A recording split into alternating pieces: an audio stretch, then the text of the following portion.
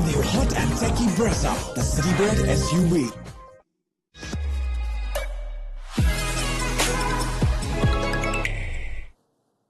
Gee, proper slow burn that at Lucknow, and in the end, the Super Giants have managed to pick up 2 crucial points as they return back to those playoff spots to hand Mumbai Indians a 3rd straight defeat. Their playoff hopes now look distant, look pretty much in the distance.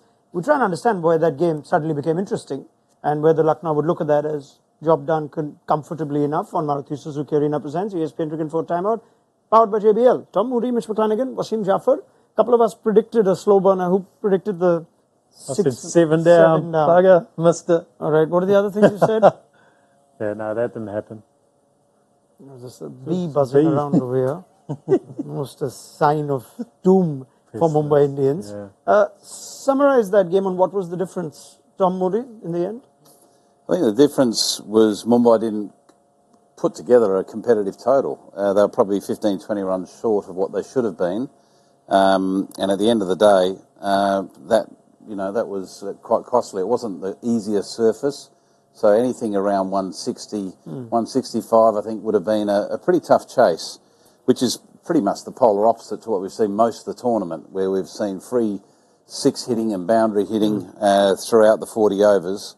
But you'd have to say LSG made hard work of that, chasing it down. And that, it's not a concern, but it's something they'll want to, sharpen up on, particularly in the latter stage of the tournament. Yeah. Were Mumbai guilty of not assessing the surface and not playing for, say, a 160, 165? Yeah, you could say that. In that middle overs where Ishan and Nihal were batting, or even before that when Ishan and somebody else was batting, I think at that stage they could have assessed. I'm sure they would have assessed, but I thought LSG bowled really well and didn't allow them to get away. It's only when Nihal came in and he put the foot on the pedal, and then Tim David. But other than that, I thought they were 15-20 short for sure. They would still, Hardik Pandya would still be a little relieved that at least he's put in a good bowling performance and his bowlers have made Lucknow work hard for that total. Yeah, Hardik bowled nicely tonight. He didn't give too many freebies.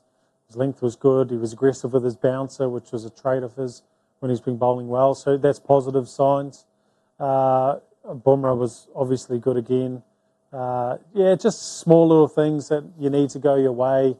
Particularly, they could have put some pressure on with that Badoni, that one down to fine leg, which I just looked a touch out of position for someone new to the wicket. But I think you've got to give credit to Stoinis and KL. I think their partnership of 58 off 40 was at a good clip. It gave them the opportunity to slow down if they needed to. And then Stoinis with Huda, that was quality as well.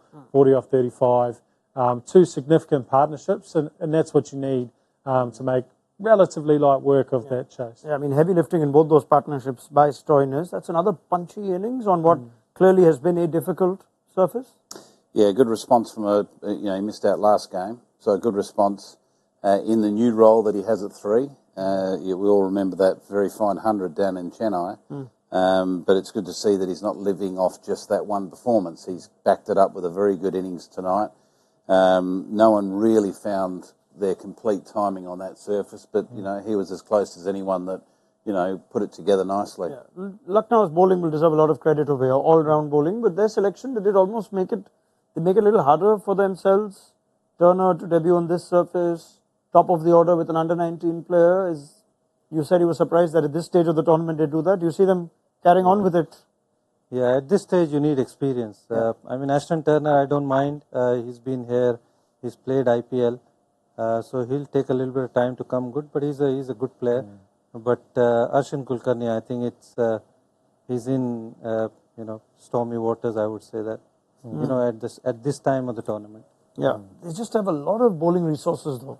This is a good. We discussed this, right? What's the key to being successful in T20 cricket and leagues? And even if they have Henry in and out or Joseph in and out and a number of bowlers, Yash Thakur in and out. Yash has been good as well. Yeah, and Mayank Yadav comes in, Naveen comes in. And it's such a rich resource of bowling. Yeah, local and international talent. They've got quality resources, as you say. I think tonight it was great to see McClenaghan get off to a great start. I think the first 2 overs he'd taken 1 for 8, and Stoinis picked up a wicket as well. And that power play is what set it all up. 4 for 28. Is that the lowest power play of the IPL so far? So it was pretty impressive to watch at home, to put a powerful batting order in MI under that type of pressure. Just didn't allow Mumbai to get a decent start to post that 160, 165. That would have been very competitive on that wicket. You much rather have, as if you were head coach, the resources of Lucknow's bowling than the resources of, say, MI or RCB's batting. You've been a man who's developed a successful IPL team over bowling. I still firmly believe, regardless of the sixes and everything that's happening this year, that the best teams and the championship winning teams generally have a very good bowling unit, and they have the depth in that bowling unit. LSG have got a good bowling unit, but I don't think they've got the best bowling unit in the tournament. But you do need those resources, otherwise, we've seen so often with teams, RCB for example, you might have a great batting lineup, but if you don't have the bowlers to be able to defend well, you're in strife. One positive thing about their bowling lineup compared to other bowling lineups is that each one of those bowlers is different, like quite significantly different as well. McClenaghan's hit the deck, hits your bat very hard, strings. Stoinis nibbles it around, got the slow ball skills, and then you've got Naveen or Haq who comes from wide, a bit more of that Bumrah release. So they all bring completely different things to the table, and that's before you bring in the searing pace of Mayank. So it's nice as a bowling unit in T20 to have bowlers that have different release points, different skills, hit the bat at different paces. It actually makes it very difficult for a batting unit to line you up, as opposed to teams that have more your swing, skiddy bowlers come in after each other with no bounce or no skill bowler. These types of lineups are harder to get after. Yeah, they've also built a good squad for that ground. When they came into the IPL, they didn't play at Lucknow. That only happened last year, and credit to the kind of bowling they've made to use an advantage that their home ground gives them if the surface is like this. I think so. I think last year it was a tricky ground. Yes. Because it was a tough pitch for anyone to come in. This year it's playing really well. I mean, barring this one. But other than that, the kind of attack they've built, especially the Indian talents, it's really impressive. And even the spin that they have got. Even today they haven't used Krunal Pandya, Correct. but they had Deepak Hooda to bowl a couple of overs. Good day for Rahul as well as captain. Using I his bowlers well. thought he was very smart, and the bowlers bowled really well as well. It's funny that now come the stakes getting higher. The Eden Gardens has slowed down. The Chepauk has slowed down. Lucknow is slowing down. What do you reckon? Do you reckon there's something I'm just on there? narrating facts. There's been a few games, mate. We're in the second half of the tournament. Wickets always slow down. Yeah.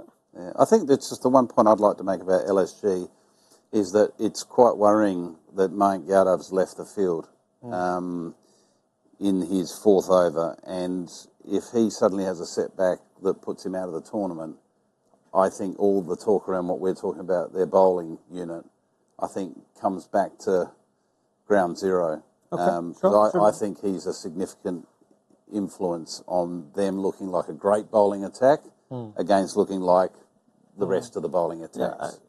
Good point. They only have one more home game, and they did come up against a team that has now been losing quite a bit, not on the highest of confidence. So let's take some questions coming through. Devanga Sharma, only criticism of Hardik is not fair.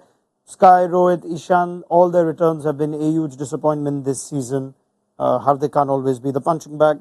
Yeah, we touched upon this at halftime. A number of their big player batters have not quite delivered. Yeah, I mean, that's the case with any team that is losing, isn't it? Yeah. You can't blame just Hardik for that. I'm sure he's made a few mistakes along the way. But if the top guys don't perform, you get the team sitting at number 9. Will you draw the comparison to RCB? Virat Kohli's still got 500 runs. Yes, it's a good point. He stands out as a beacon. The rest of the team have been average at best. Team's been losing. Paradar has been okay at the back end of this campaign, but who's that 500-run scorer or close to it for Mumbai Indians? Yeah, it's a very good point. Hanish says the number of times Rohit has got out early is disappointing. Should be hitting his best form with the IPL captaincy burden off is what they would have thought. We've made the point at halftime that perhaps we will see a different Rohit for the World Cup, but he's the like for like when you speak of Kohli's batting almost being agnostic of RCB's form. He will still go out there and get his runs, and it would have been nice for MI to see that from a player like Rohit. Oh, look, at the end of the day, I think Mumbai Indians is a side at the moment that is distracted with a lot of external noise. Yep. And I think that's affecting the team's performance, and I think that's affecting individuals' performance. Okay. I mean, for Mumbai, like Tom says, for RCB it's Kohli, and for Mumbai it's Jasprit Bumrah in the bowling department. Yeah. But there is nobody else who stood up. His individual standard. 4 overs for 17 again. He stood up again today. Yeah. All right. What else have we seen? Some questions on LSG going forward. Do LSG need to persist with this balance of overseas? Do you see Ashton Turner staying? I would like Quinton de Kock to come back. De Kock to come back? I don't mind it. I'm a big fan of Quinton de Kock. But I think if they were going to go with this balance, then I think Stoinis should open with KL, and then you can slide Hooter up to 3. You can look at Poran at 4. You can start playing around with that middle order a little bit more. If you get in trouble, then you still got Badoni and Cornell can bat. Cornell can bat 5. You're only sliding everyone up once. I don't think putting an under 19 cricketer, even though we didn't see much of him tonight, on your way home, on your run in on the way home, is he going to play in the finals? Genuinely, is he going to be your guy opening the batting when it comes to finals time? I'd probably say no. So what does your makeup look like come finals time? I beg to differ. I think when you've got Quinton de Kock, Particle, and Kyle Mayers, 3 potential openers, and you're playing Ashton Turner in the middle order, and those 3 potential openers are on the bench, and you're playing a young under-19 or just a player out of under-19 as the opener, it doesn't make sense to me. So there's 3 standout options to open the batting that have got international experience, IPL experience. They should be, one of those 3 should be opening the batting, and then it allows you to balance your middle order like it has been. Mayers provides, say it was him, he provides that genuine impact at the top. Well, he's not going to mess around. Yeah, or you just go with a proven, match winner in Quinton de Kock. They're also going to finish at some pretty high-scoring grounds. They play one more home game against KKR and then finish on the road, 3 games on the road to Hyderabad, Delhi, and Mumbai. So those surfaces have been pretty good, very good. You get your ball strikers in. Yeah. Okay, we might see that. Maybe this was just a change for today. We also don't know about what team news is like, if everyone's fit and available for selection. Quickly, just taking 1 or 2 more before we move on. Were Mumbai attacking enough with their field settings, aggressive enough, asks A22. Could they have done more to just squeeze the game towards the end? Too many easy singles? Anyone? No? I guess if you're looking at that last over, could have been more difficult, but by that stage the game was pretty much gone. I think it was just small angles. There's an example of Coetzee bowling to Badoni. He's not exceptional on the back foot, and the field was just way too square. Fine leg was almost like a backward square. So small little things that but those are the things that have to go in your favour, if you're going to win these kind of games. So you probably can't be too hard on those kind of field positions. Sure. Badoni's run out very quickly. If you were in the TV umpire's chair, out or not out? Wasim? Not out. Why? Because I thought he was in. Simple as that. Yeah. Oh, what do you want him to say? Exactly what he said. I tossed up an half volley just for that, for him to say he was in, so not out. But the umpire saw otherwise. Any differing opinions? I thought it was in. You thought it was in? I think it was out because I was walking up the stairs here and didn't see it. Oh my God. You shouldn't say that. You should just say, I agree with them. Okay, I'm going to show it to you again. Okay. Just watch it again and give your own verdict. All right, it is time for a quick fire review of the game. A really important one for Lucknow Super Giants. They'll be thrilled to pick up the 2 points. So 20 seconds or less to the OG panel. They know how this works. Let me start with you, Tom Moody. What stood out the most in Lucknow's bowling effort to restrict Mumbai to 144? I think the new ball usage of Stoinis to begin with, And who was the other? Mohsin Khan opened. Yes, Mohsin. I thought early wickets was critical, and that set them right back. You know, that power play, 4 for 28, is always going to be tricky. All right. Wasim, 1 for 15 for Naveen. Lucknow's decision to bring him back for Matt Henry, an excellent one. It is, and I think he should stay. He shouldn't have been dropped. I have said that before. He's a very good bowler. He bowls those tough overs, and he should be playing. All right, 1 for 19 in 3 overs and 62 of 45. Mitch, rate the all-round show from Stoinis out of 10 and your summation. Yeah, all round you'd have to say 10. It was a match-winning performance with bat and ball. Got them off to a great start. Restricted in that power play phase, and with the bat he had 2 significant partnerships which won them the game. All right, back to you, Tom Moody. Why are we not seeing consistent returns from Suryakumar Yadav this season? I think coming into the tournament late, having to recover from an ankle injury, it's always difficult when you don't have cricket behind you. He had a glimpse of form in 1 or 2 games, but he's just short of time in the middle. All right, Mitch, Mumbai's bowling has been blamed enough times, but is this loss on the batters? Yeah, on this occasion it was. 4 down for 28 in the power play. It's going to be a struggle to post a total in those conditions that's going to be competitive. They got close. They were probably 20 runs short of it being a competitive game, but on this case, yes, it was the batters. All right, and Wasim, finally, is there any cause for concern with either Rohit Sharma's form or the manner of his dismissals? 20 seconds. Manner of dismissal, yes, could have been better. I mean, today he tried to hit a ball which was really close to him. He could have hit it down the ground. He was looking to get that elevation, which was going to be difficult. But I think come the World Cup, you might see a different Rohit Sharma. All right, fair enough. Excellent summation from Wasim, Tom and Mitch. How did they fare in the impact zone is something I'm very curious to see. So let's head there.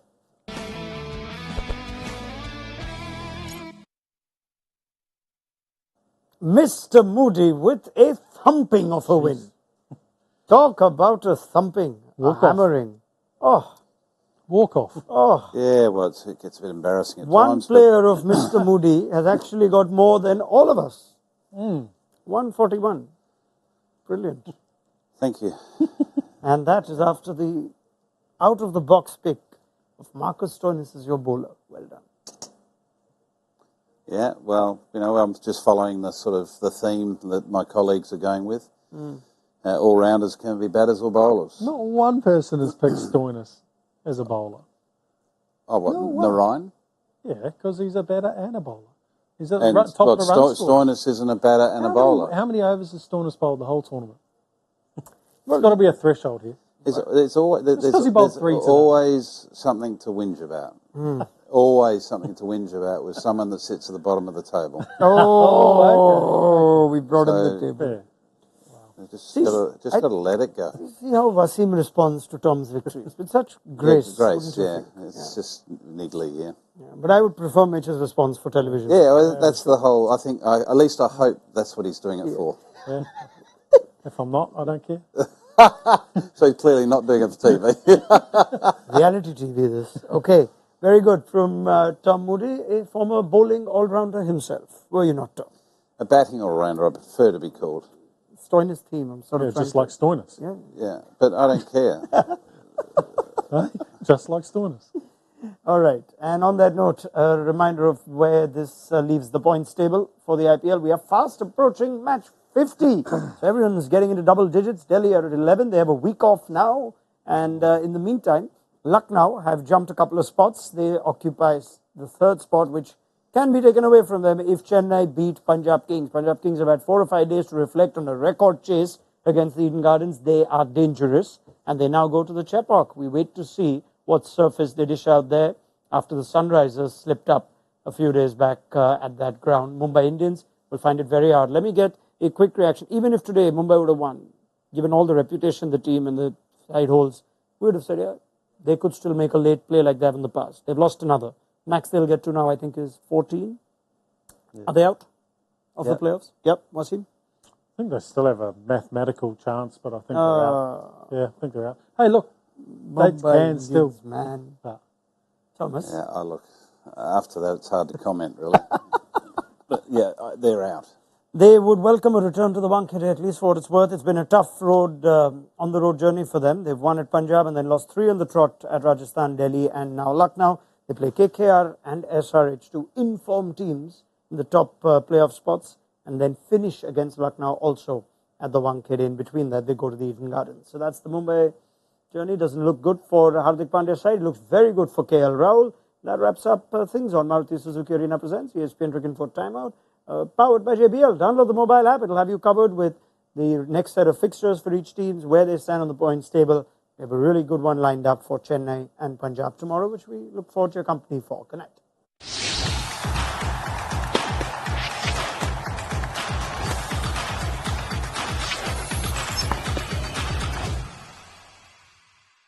All new hot and techy Brezza, the Citybird SUV.